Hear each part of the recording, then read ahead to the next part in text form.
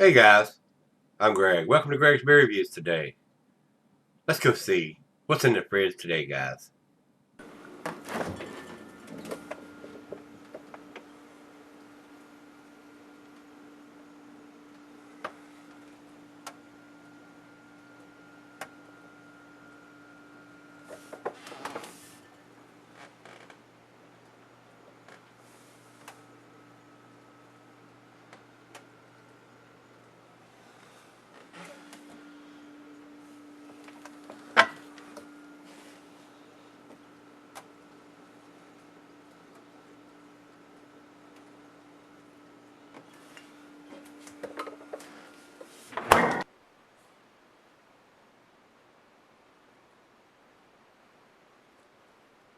Hello everybody, thanks for stopping by Gregsbeerreviews today.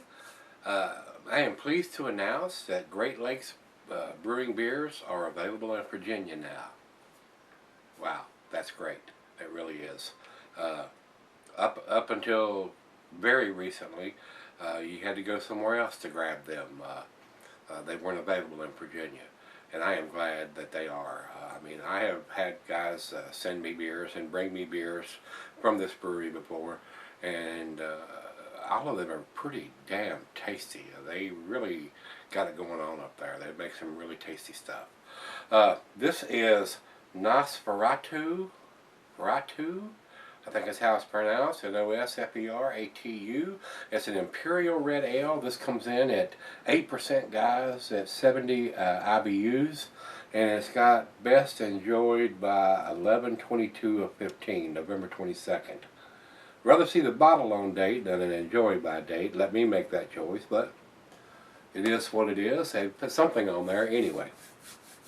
Giving it a typical shelf life that most brewers give it, which is around 3 months. 11, 10, 9, 8. I would think this would probably have been bottled sometime in August. So not sure of that. I'm just guessing. So let's get on with this one. Great Beer has this at 75 IBUs, but it's got 70 on the bottle. So I believe the bottle more. I'm going to believe these guys. Commercial description says, often referred to as Burning River Pale Ale's big brother, this stock ale is remarkably balanced for such a highly hopped beer. So it's hop forward. You're not wanting to cellar this beer even though it's an 8% red ale. Imperial red ale is what they're saying. A rich, deep blood red color makes this beer scary enough to be served every Halloween and a few other times of the year. Well, Halloween's at the end of October, and they're wanting you to have this by the 22nd of November. So, to me, if it's a hop forward beer, I probably wouldn't have put this out until the end of September or the 1st of October. So the people that are wanting to drink it for Halloween would have something that's been in the bottle for a month or less. Just my opinion. Anything that's hop forward like this, supposedly, or any hop forward beer, IPAs, or even some of the pales are really hop forward. You want to get them as fresh as possible, guys. That's just the way it is. They're going to fade over time. They're going to get more malty. Well, the red ales are known to have a nice sweet maltiness to them. So let's see what this brings to the table. Really glad that I'm able to get these beers here now. Really am. Food pairs for this style of beer says here, well, come on, Tablet, you can do it. I got faith in you, you can do it. Says here the cheeses are sharp blue cheddar, the meat is beef, poultry, and fish. Glass bar is pint, Beckonite, tumbler, mug, stein, Sadell. I'm using my favorite beer glass today, the solid beer glass, guys. The beer is not recommended for extended cellaring, so get it fresh, drink it fresh. That's what I say, especially on something that's hop forward, and they're saying this is. So I don't think there's anything else we need to talk about, so let's get the cap off of it. This thing is sweating profusely. I'm reviewing this on the 29th of September, and it's been raining cats and dogs here for 2, 3, 4 days now, guys. The rivers are all flooding, and they're calling for rain the rest of the week up to Saturday. That'd be 7 days of rain. We're going to be in serious trouble if that happens. I haven't seen this much flooding since the flood of '85 around here, where we got like 7 inches of rain in a day and a half, 2 days. And it was a major catastrophe, guys. And if we get the rain they're calling for the rest of the week, it's going to be a sad, sad thing. It really is. A lot of people, there could be some lives lost. It's not good. It's not good. Well, I don't want to bring everybody down. Let's do the beer. Let's pour this one.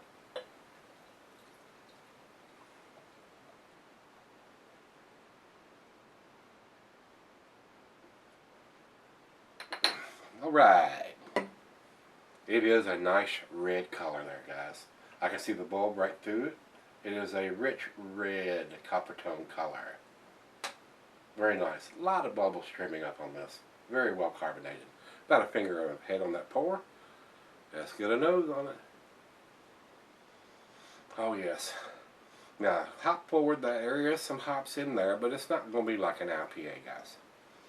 Very rich, sweet maltiness. Some tropical fruit notes. Does have a nice fruity finish.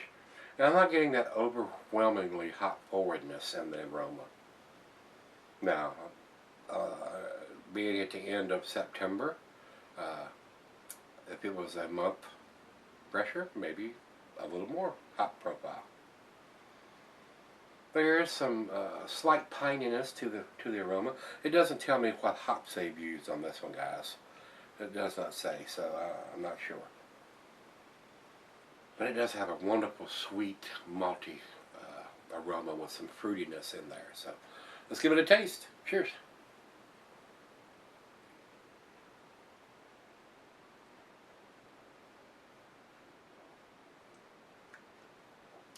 That's very nice. That's a very nice Imperial Red Ale. Very balanced. A nice hop bitterness on the back end at 70 IBUs.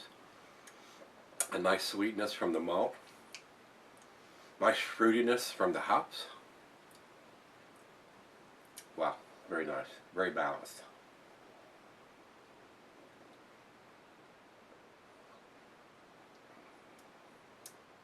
A slight,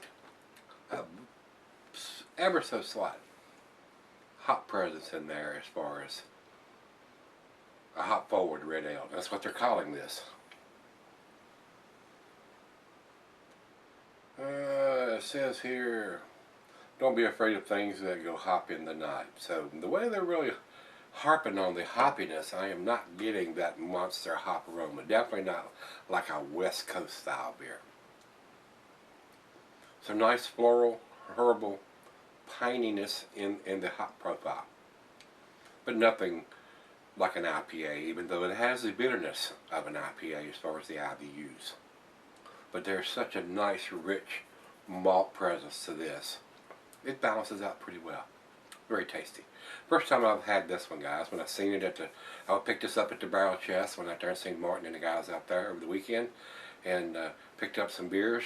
And I said, oh, I seen they had Commodore Perry and several other of the Great Lakes beers there, and I'm going, so glad to see these in the store. And I seen this one sitting there. I said, well, I've not had this one. I've already reviewed the other ones that they had there. And I said, well, let me pick this up and give it a try. And this came in a 4-pack with 8%, and it wasn't super pricey, but it wasn't super cheap. It was between $10 and $11 for 4 of them. So not super pricey for an 8%, and especially for a pretty nice tasting beer. Very well made, very balanced beer. So, but it's right out of the fridge, 40 degrees. Let's let it warm up, give her a taste or two, and come back and see where it ends up. Stick around. Alright guys, I'm back. I've been sipping on this about 35-40 minutes or so. Very tasty. It is very tasty. But not to the point where they're explaining it to be such a highly hopped beer. I am not getting that overwhelming hop presence in this beer. It is very tasty, a very nice balanced beer, and there is a little bit of more hop presence in this beer than your typical red ale has, but it's not outstanding as far as I'm concerned. It's very nice, but it's not outstanding. It's not a 10 beers where I'm getting at. So let's do the final chug on this one, guys. Very nice aroma. I'm getting a lot of that sweet malt. It does have a little bit of pininess in there, but it's not over the top, or it's not super hopped as far as I'm concerned. It's not to the IPA hoppiness anyway, but it does have a nice, I got a feeling, like I said earlier, it would probably be a lot hoppier, fresher than what it is now. I don't know exactly when it was bottled because it just has an enjoy by date on it, but I would think it has either a 3 or 4 month shelf life on this, I would think. So if you'd have got this, or if I'd have got this a couple of weeks old or no older than a month, I got a feeling the hops would have been a little stronger or more present than what they are now. But it's still very nice. It's still a great beer. Final chug.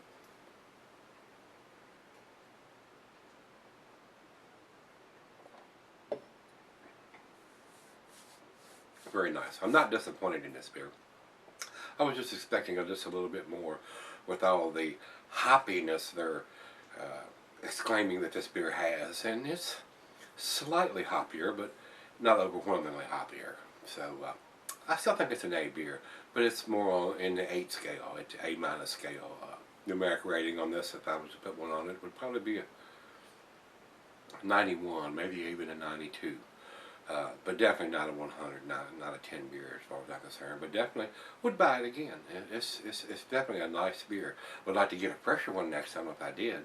But very pleasant, very, very pleasant. I enjoyed it. Over to Beer Advocate. Beer Advocate says 91 in the outstanding range. I would agree with those numbers completely. It's in the lower end of the A scale as far as I'm concerned. So I agree with them on this one.